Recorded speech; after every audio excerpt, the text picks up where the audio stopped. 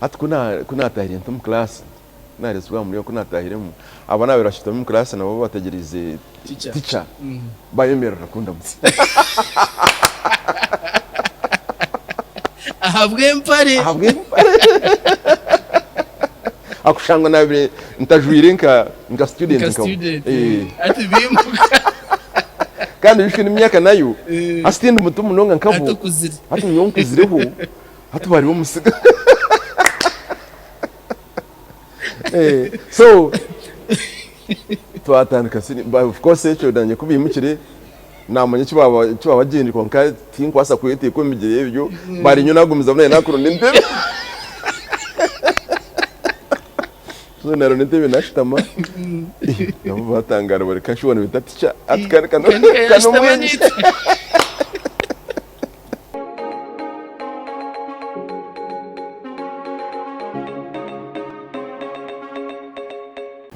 Touch Media Africa wabari mnonga gumana utushirura kandi wabari mnonga kutaraka kuratera kama nkushabe uteke u subscription a YouTube channel yetu uteke u comment o liking konke chikuru mnonga no kusharinga tinka rugabe kamanyanje bya burijo ngo mushirija no wategando mukano ka mugenzi we wabyemarira noba waferwa kandi wota kopere nabwo noba noferwa obutamanya tuguba mbazi ngo kutuzo mukota bakajya ngo butamanya tubusinga mushango jeza uchi hango munonga nangwa burizo ugira ikigambo kimwe ninga bibiri ebiwayega ebirije kuyambanyezi nkwizusiye website yetu ya Touch Media Africa zaha Google yone yirukozesa teka mu tmafrica.co.ug noja kureba makuru menji mnoga gakufa umuyihanga na yiruyanga twine app habwa babine smartphones zo mu Google Play Store yawe teka mu TM Africa noja kutunga app ejo giteka hasimu ejo app tukajikora nka shortcut kugira ngo orauke kwika ha YouTube channel yitu orauke kwika ha website yitu orukurabera ha app ejo burutwaza live ha YouTube channel app ejo ne kuletea notification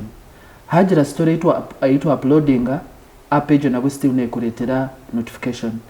mwenu jidownloadinge omu Google Play Store yawe utamburo mkumanya Edson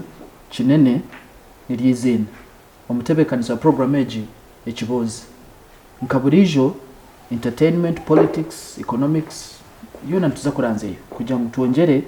okutura omunya Uganda no kureba ngo twatambura nawe tiyasigaranyo nyino mugisha mahango munongera izoba program eje Ekiboozi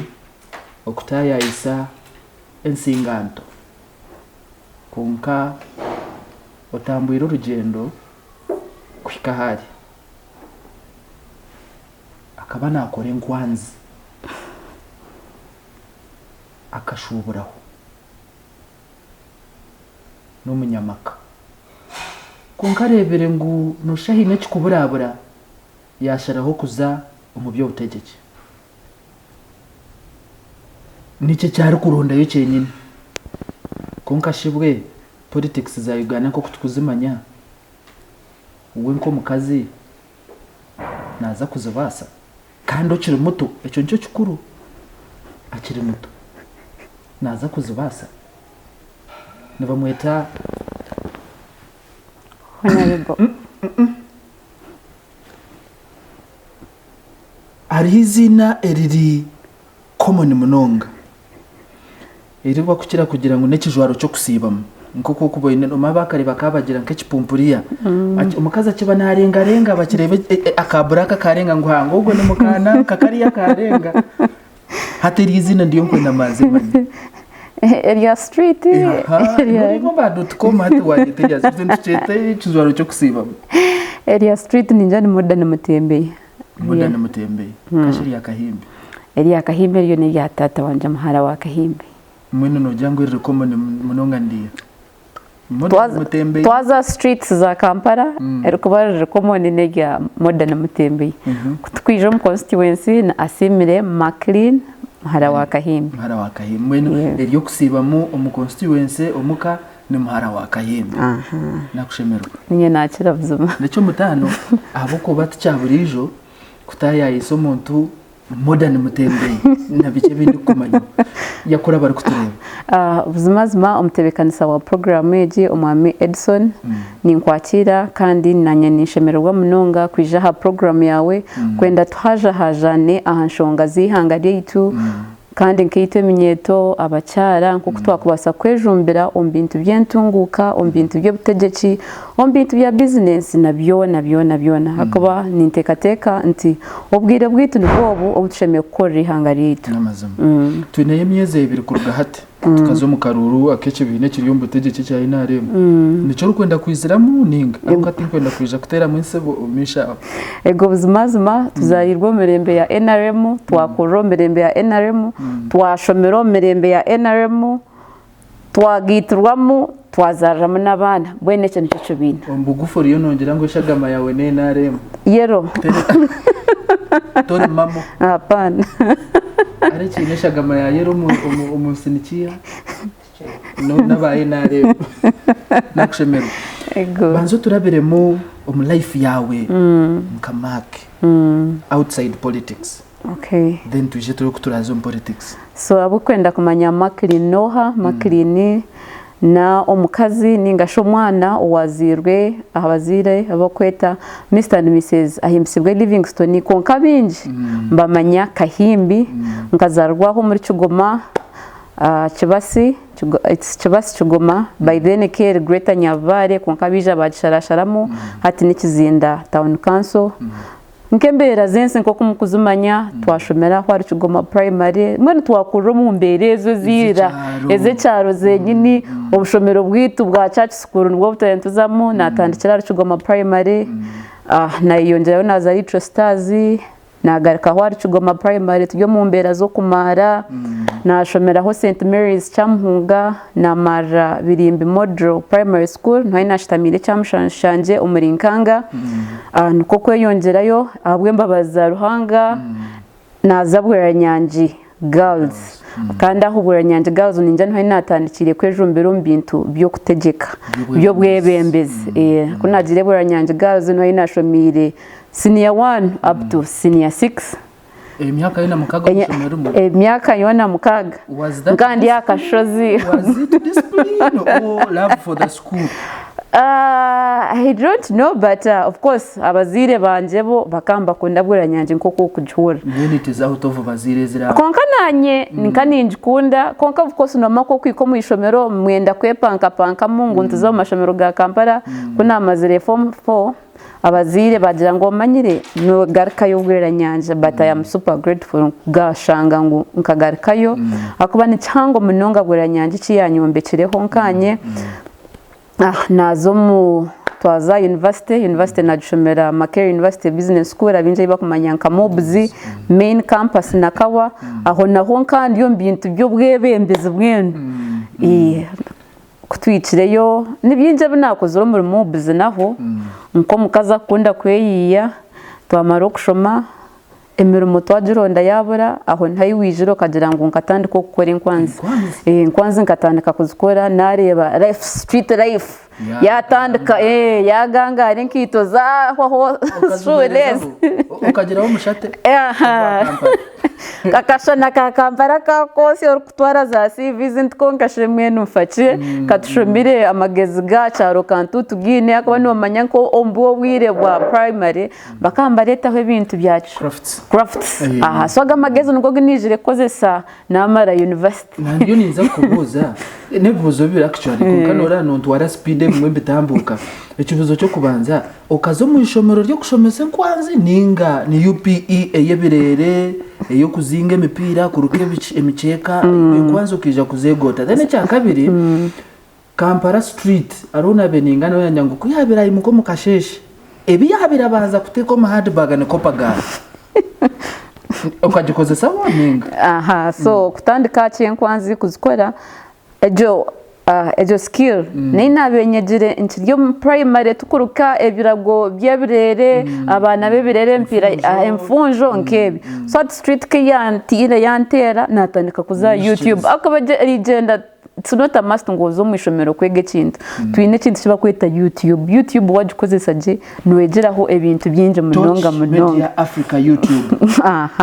wagikozesa je nwegeraho ebintu byinje munonga so inkwanzi nyo practice nyinji nkanza YouTube ndenko kuba kubukora equipment zibajomba ko sanza downtown ngora yo buhuzi ngora yenkwanzi practice injira tukugira ngo nkazo mwishomero kubyegebe bintu so okareta knowledge ya primary wajita YouTube wayongeraho wa modernizing aba modern mutembe exactly ibintu nebya kopagara nga house mazuba ninjana no kumukundeba egesha hakashayino no mukareba ndiyo muntu arukunde kintu kiba kweta nacho beauty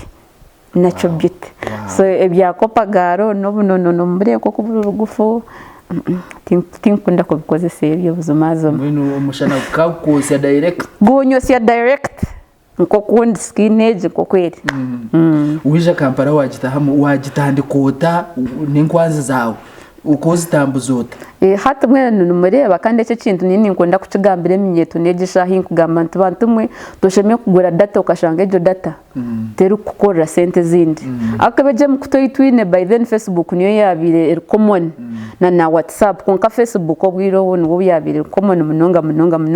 eje mukutuyitu wagikozesa je noyiha makasente mwena tukunabe nkore nkwanzi zanje mwihangwe ntere bishani mpostinga za Facebook mpostinga mu WhatsApp groups nyo tinkuza kuzo mu WhatsApp group okushanga ngo no mu discussing kintu kitari productive Monday to Monday at least groups nyinje zindumu abantu abo kumanya cyo kurambajira mu modern mutembe tako weekend postingire mu products zanje nacho nayenda kukibuza biti zina rukaruga WhatsApp ataho abantu bakare nintembe y'ibintu byinja online erizoba nyine hwenkito nyincha kade nyine when aba plug for everything nyo twabe no yenda nkanchikwikiza ho mbwiri atakazi nawe no ikari kambuze modern mutembe hatu wachita WhatsApp kinene nakikunda konkandi katete barasite hatu nkanchitungato ko tembo kindetera ashatu mwene tujyombwire bwa digital everything is digital nani mbasa kora oda kuruga China ntakareba ga supplier kabinyi zo mu Uganda then aho mu Uganda twine za global bus twine za Taus twine za tax ibintu no korangana no client yashashura ekikuru ni hariho trust akibara kushashura obitsindika basi are receiving a product zeye kana no muri Kampala within no in border zo kutrustinga za safe border nazo zikazi ziro bobwire mweno ko delivering online konkanka offices of course one notandika kuna bendunga ka opportunity ko kugira ngo umuntu yanyeta nko mu office nka URA ayiba byona mbyeko rakwa ni manta bakazi da impulse buyers nyekora ka bag kanje karimo products njenda hari displaying bachinyeta nkombu conferences nkobu hata mbani targeting allowance zibara habana bamba maraba tukurisivinga allowance omadara gubaguriyaho Hachi opportunity wagama opportunity ko bakweta nkoko ku deliver njiro okota tamu CV yawe degree yawe ubundi tokama okota gita ninjira at one point of course kuna ronzire mirimo yabura byantamebyo ebyo mirimo byantama actually so I gave up hata najantere kantandike kujiranta kwekozesa I grow my own thing I grow my own brand so hata bya CV nyonka byebwa kare nambwe transcript for the first time I'm going to use my transcript to zombororo. In how many years? I think I graduated in 2019. What's the name of the brand? Now my brand is Mackline's Collection. Wherever you go, Instagram, Twitter, Facebook, TikTok, especially TikTok, no kwelewa ho Asiimire Mackline, Mackline's Collection. Marketeer, gamana accountant mwestakarangako. Katuruge yoko. You are a young lady, if I may use that word, if not girl. You're becoming active in politics. Politics ni chintu chitangu. Where do you get that enthusiasm? Hati njana na kugambiro. To me, I see leadership as a calling. So my being active in politics, it's more of a calling than any other thing. Amande mbaza mu on politics, maybe binohaka sente kabo, maybe kupasinga leje sort of konka nyowe politics seze zumukureba ninga leadership nkagitandika nakugambe buna bende bura nyanji kuna bende bura nyanji because I had desire to always lead anyway. I think kuna bintu bura nyanji nabaho house prefect kuna garikire for A level na garikire for A level think uzaguma same house prefect I must elevate na jant kandi zinizo positions zibire zinkwenda I'm either head girl or chairperson school council na hendera ndi chairperson school council so kuna be chairperson school council na hurankanda ari kintu kiba kweta unsa is Uganda National Students Association ni tandikira district level so usually chairperson is bamashomero nibabo kuba mbayihamu nibabo composinga bakakora ya district council so na contestinga Bushenyi district nkandi yo senior 6 by then na contesting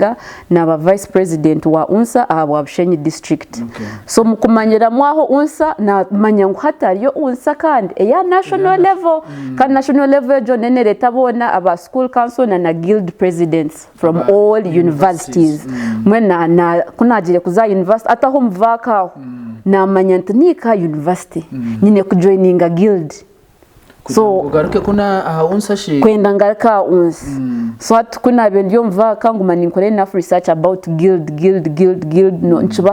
how do you become a guild president, how do you join the guild konko kumanya politics nzizi too expensive ndeba ngo wakwesimba kwa guild ni kuba inaka sente kinje mnonga kandi hatitaba abokweyirba abarjuro mu cyaro konka nagira to know I can't settle for less. I think also it's about the kind of faith you have in yourself why ichirizamu hine byinji opportunities nyinje zirija kuba koko ichirizamu n'abantu batandika kugira bata kwichirizamu they start seeing that potential in you so kuni ichira university first year nkanyenda kwesimba bwa chief fresher konka naguma ni weighing options okay let me just be active natandika kuba active in so many student associations but jirangu zabanyankore kweterana mbanzuro mukandi ndi akachiko but jirangu Igara we students association imbanzuro kandi za akachiko association na ben joininga nkanza akachiko hate cyo cha nyamba kuba more famous or common face among students naba common face abantu batandika kumanya capacity nyine my capabilities my potential hata ho kububwire bwa guild kubwagire kwija nko musekendia na yeshanga ngyo nini campaign nzira guild president wanje na hendera mbire vice guild president wa MUBS hata of course kuna amazire kuba vice guild president hati echa chief fresher wachireka echa chief fresher nkachireka echina chirekire of course you're still a fresher number 2 akasente mwana hotinkenda kuba biha abantu mwe kanta kine number 3 ko jangu nubo jirenka bwera nyanji nozo hati yeah it is konka chine makantu ka Bushenya ko kwetina ndijuro mu cyaro ugana n'umwana wa gunga my dear but then when that fear nguma no batina konka leta urujungu ruko iwe kasumanya fear neretwa kajungu atezo you know my name is Asiimire Mackline from Chigoma amunda takahuraga na Chigoma ne yanke accent baniye kutera kiboko konka tugira ngo tukoza kwikiriza garuko mu cyaro nko kutwarigiriyo yeah so that belief we must break barriers yeah so nagira that courage na gumombantu na ba used wire bwo koko nagambira ko bagire kuchuzinga guild presidents nazo na campaigninga I was at the front line I became so famous finally appointing a vice guild president wa MUBS and immediately nkanimanya because now me I had knowledge about unsa so when I come piro wa vice guild president na immediately nkagambira president wanje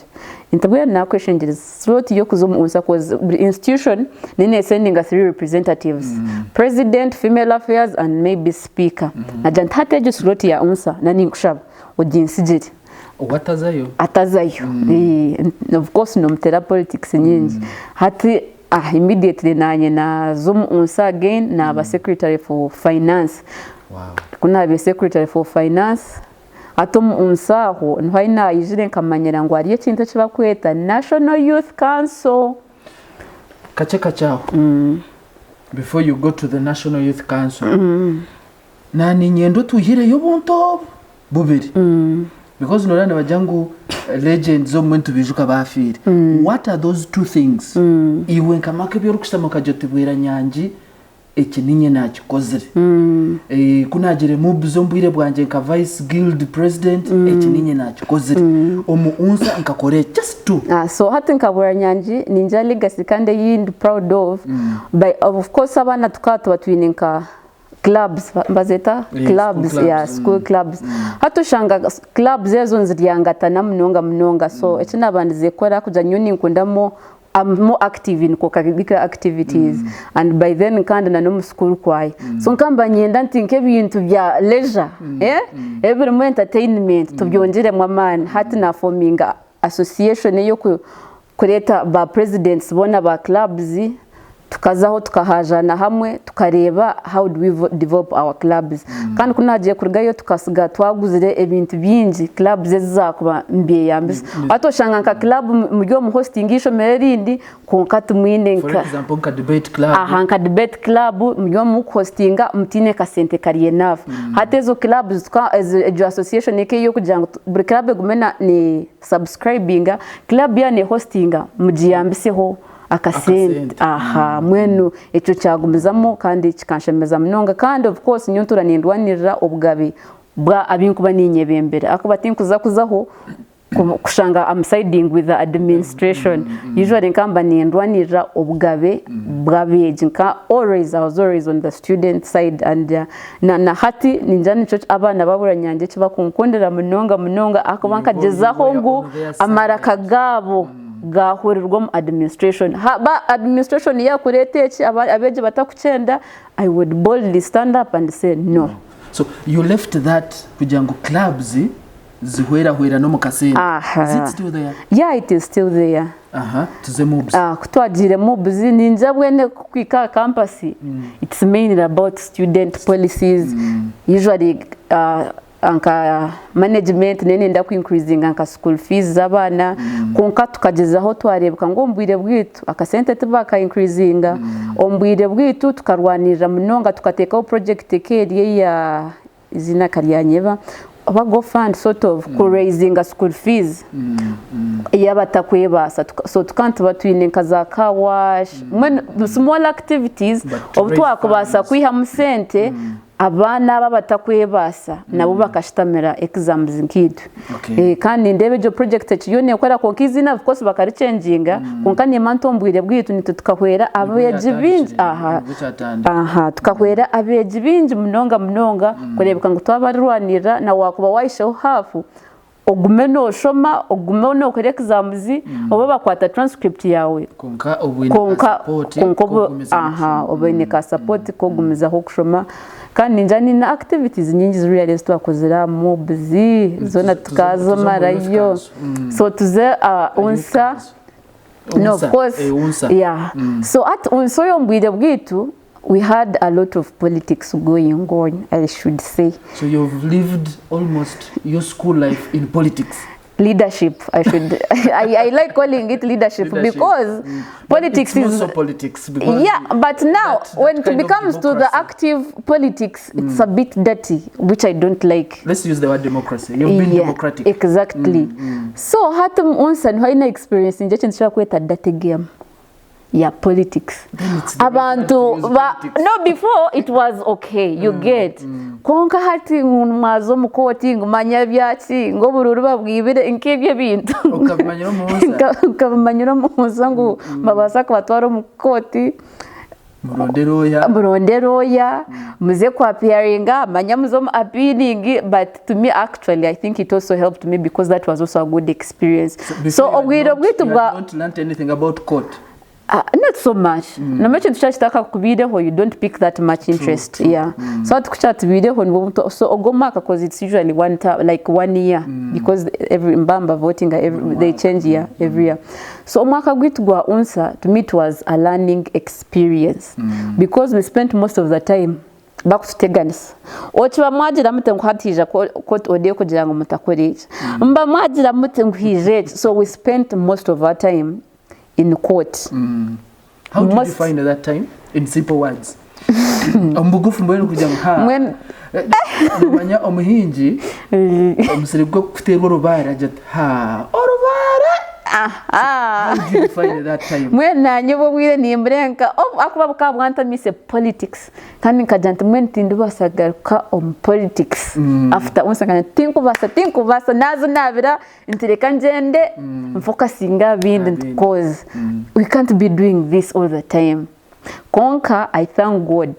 ngo echo chikabaho ubwiro cause chikanyamba nayega about the laws nayega about what it means now if I'm to appear to court at least I have that experience I have the exposure when chikanyamba cha connecting n'abantu binji anyway of course you know mwambyombe mshango nozo kuno in a way it also opened doors for me yeah so I think I'm regretting so much konka it was not the best experience but I thank God because chikanguruminga chikanguruminga chankwala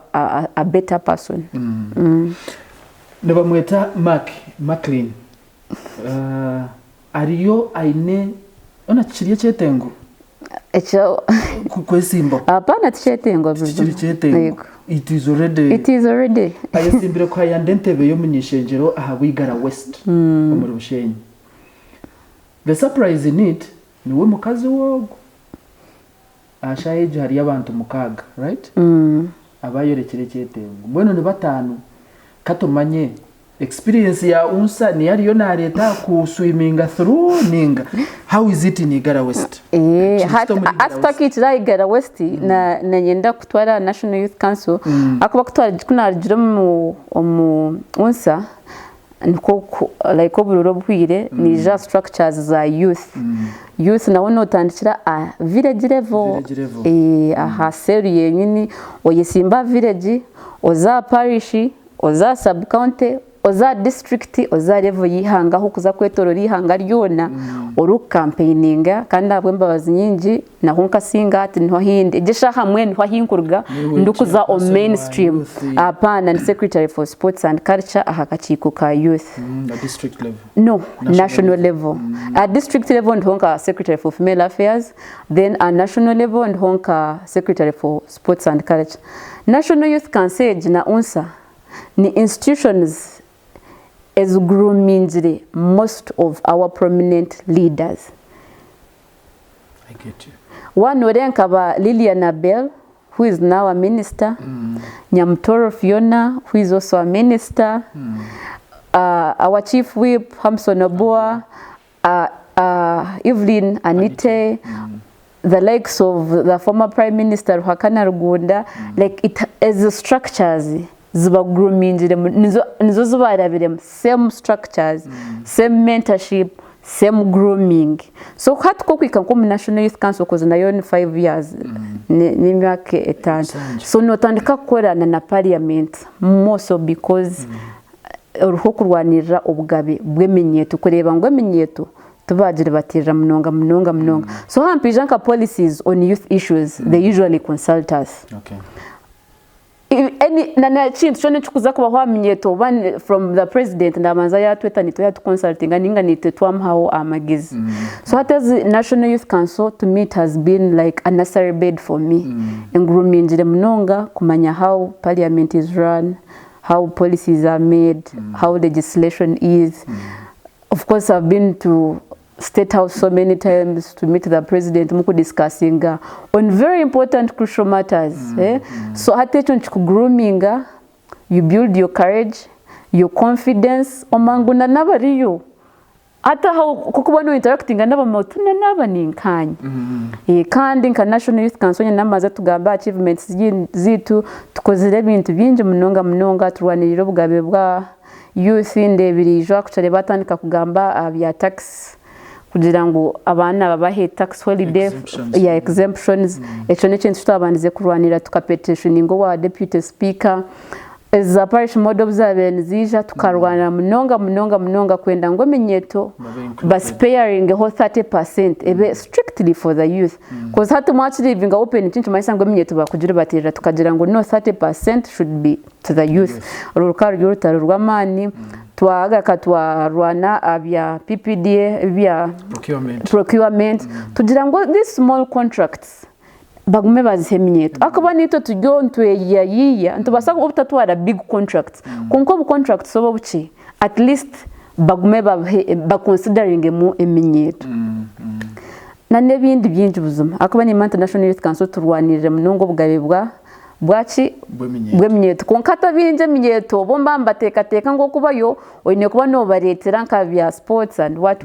konkito kirukuriya no kurwanira kure ngo policies zibaryomba leta omunyeto bakunyijira ninga niwe hine chuwihama so ogo nigwo muga gwa National Youth Council mwe nawe mbamba mbuza ngo tkorire ki turwaniriro bugabe bwanyu kureba ngo mwaba included muri policy yo niba yemba leta because no rebo munyeto eminyeto ni mutandikira ha cyaro bakutora na hati bakutori nari kigoma seraha wazamuruka wazahagombora. What happens now to this eje myanya yiwasige nyuma no kuba kutora na cyaro kuba kutora na bashemeye kubamba teka ho ondijo muntu. Usually when you go to a higher level they are supposed to replace you konkabo kugira ngo of course tujye mu Uganda yitu electoral commission hati netine obosente maybe wogarika mu process y'ubururowe but that's what is they are supposed to do. So what do you do to see that but something is done you keep part because hati nkabushenyi legal I'm not supposed to be now like their family affairs kunkabo kugira ngo tubara replace ingire buzuma buri activity yon nindu planning nkabushenyi district nandiya national konga kutwiza bushenyi hati mba family affairs mpurikirize byace ya person nebyaga konka nanye nandi kuri yo ruguru nguma ni making ashongwa kija kona bushenyi at least ni mwagira muta mwa benefitinga kuba mbamba leta mu ko sente sometimes of course it's rare konka chiza yonka kasente mba natereke ya person this is what you're supposed to do akasente kija holding a council nuko kora akatunguti imwe nanye nguma nimba yamba kuba that bridge yo kugira ngo mbarete information from the top abantu kandi tukutwikana district level tugira hope ko senti ikozitu konka omugo gwito bwiro bwinji no ku monitoring and evaluation like that's our main activity as a National Youth Council ku monitoring project says kare twagira ngo hope PDM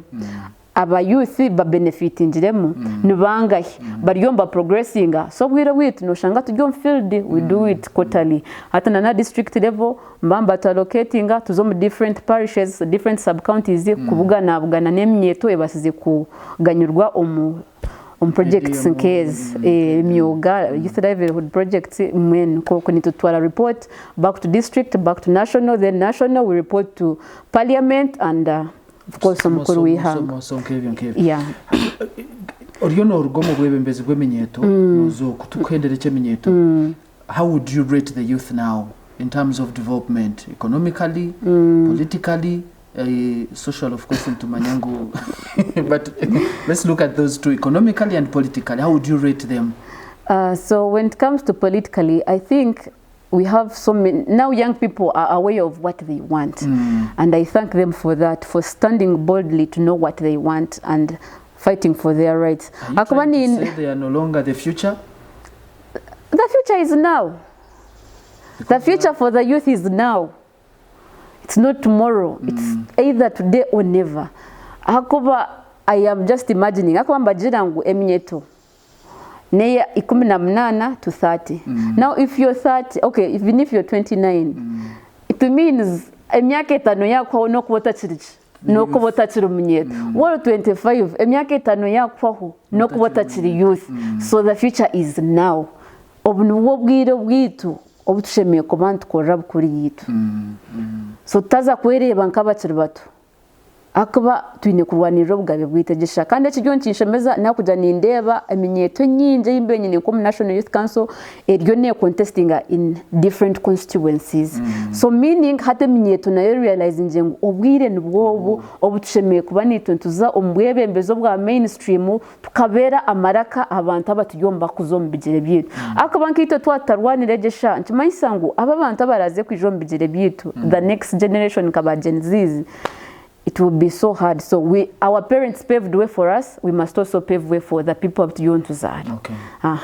So nchiyonchishemeza mnonga kushanga ngo minyeto hati yone engaging and they are actively participating in politics. Konko of course with the limitations zakaba no politics zihangeri akasenti. Konka nitwe majority akaba tugira ngo eminyeto niyo 70 something percent so ezo barriers z'abantu bakutekaho za society twatwatanise ntubasa kuzibreaking we can either make it or twatwatanise because united we stand, divided we do what? We fall. And economically really Uganda je kureba abantu n'abayiribi especially eminyeto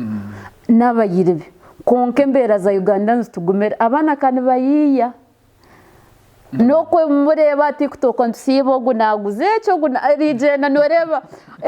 ebintu abantu bataguza hata minyeto tunyonto buguza noreba okuguze shabwe nondebe naguza kara kagoyire oreba everything ari kwate bitoche mwene minyeto negezaho kweyiya konko mu government egumanete direta netushitamira tine nke kintu kinshasize wunje kureba abasheka banagira ngo ba closing TikTok.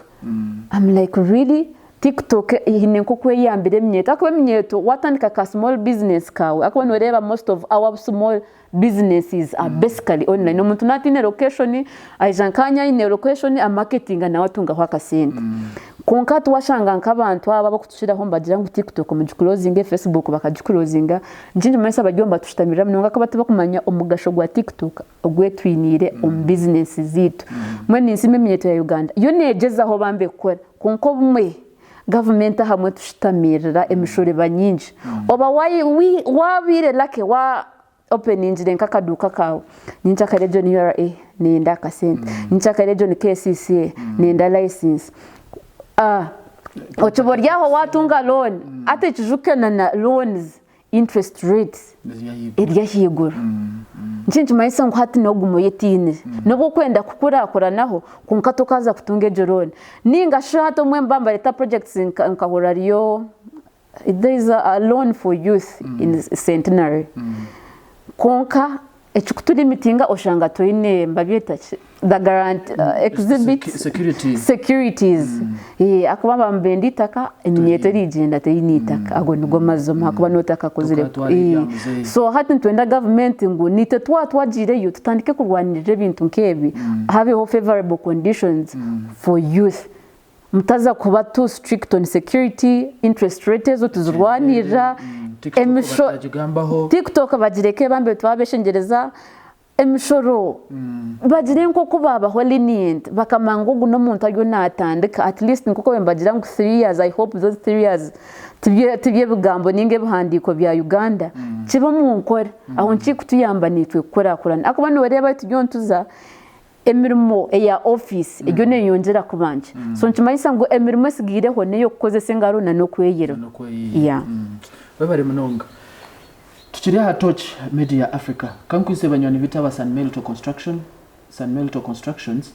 abantu bakujya ngo bubizire kukuyamba wazo mu kintu cyo kuombeka kutandikira hadi architecture designing mpaka hanje ibaraje kukwasiza nabaza kuyamba kugura amatafari omushenyi enkogote nebindi byone bikwetagize mu kuombeka no kuteme kibanje iwe cyawe no shitama nabo mu ikirizinga na hanje sente zo rukwenda ozubahereza bakwashenje ehwire wanda kujihunduza nabwe no bashirira ogamba naba Sunmelto Construction Company Limited twinaiba Convin Technologies bobizire kuyambaho akintu kikwatira na software designing website designing search engine optimization kujikuterereza kurunje kandi nibagaruka bakora na registration ya business yawe mu Uganda Registration Service Bureau nabo bashirire bakuyamba hari ejo wandi na digital marketing nibagikorera naba Convin Technologies Limited bashirire obase kwanguhirwa ombiyo rukora tukine Mackline hatka tuzigara konka takajirigara munonga nyine kibuzo cyintwire ni nyebuza as a person ahabwenki ahamurundogu aborekere cyetengo cyo kwesimbaho ninga barukwenda kwesimbaho omubare gwabo na munonga mu kibina cya NRM gubire mwinji munonga why do you think it's that so arigara west ninga generalizing because are myanya erimo abantu bakukumena nibende ntebeje why habwenji kashata abantu babire empowered I want to think so buri omwe yamanya obugabe bweye akava constitution yane kwikiriza kwesimba niyo yine kugezaho mwenyo niteekateeka aha bwaki tureba ngu emihendo y'abantu bo kwesimba bariyo mbeyongyera nakugira ngu hata abantu turi omurembe manya ogwa social media like we know what is taking place each and every day obubwire akatariho social media mnonga so kwaba bonda kumanya amakuru ago kufa nko parliament wahirwa mba mwine ka TV ninga radio konka hati. This is a day-to-day thing. Ebintu bitumanyirire twamanya ngu it is possible for all of us to actually do what? Contest umuntu wine form 6 certificate yawe or registered voter tine kishime kumanchi kuzubira kwesimba. So nyo niteekateekana kugira ngu abantu hati babire more exposed and more aware. Why do I think it's business now? Yeah, of course, even I think of course there is that also part of business. Yo kugira ngu abinemu hati nje kuna there are two categories atho iti abakine passion for leadership, passion for our country, abo kwenda kuza yo kurwanirira obugabe na coding kuza yo kurwanirira obugabe bwitwa abantu konka atari habajifwire nka business kandi gin statement ya his excellency wenka nachimanya hakuba I think when was it last year after to some corruption fight over march on the street corruption march mwena tojo corruption march kia mazire ko baho bakomemenyete mwe president ya twetom state house nkita bukuremenyeto and some other institutions led by the youth na unsekermo there were so many anyway so kuza kumbuza nito twa complaining wa president tubuzumazuma no gira ngo abwa corruption igene yongera umihanga ryitu kandi ubwe yiyongera you're not doing so much like umuntu mbamushanga na sente and it's okay like it's okay bamukominje ukabireba necaburizo erizo bamureta nko mucome evening abayarizo umuntu ine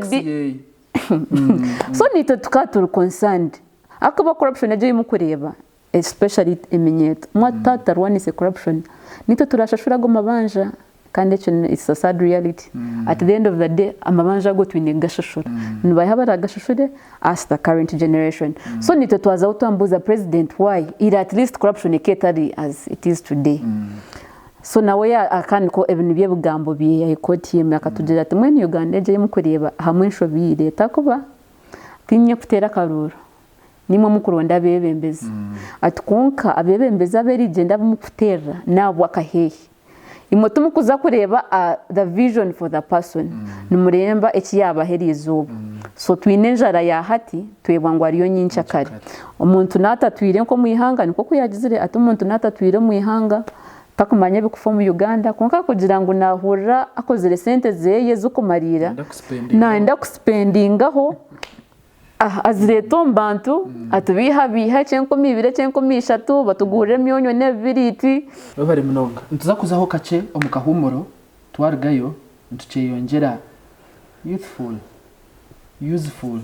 and hopeful Mackline.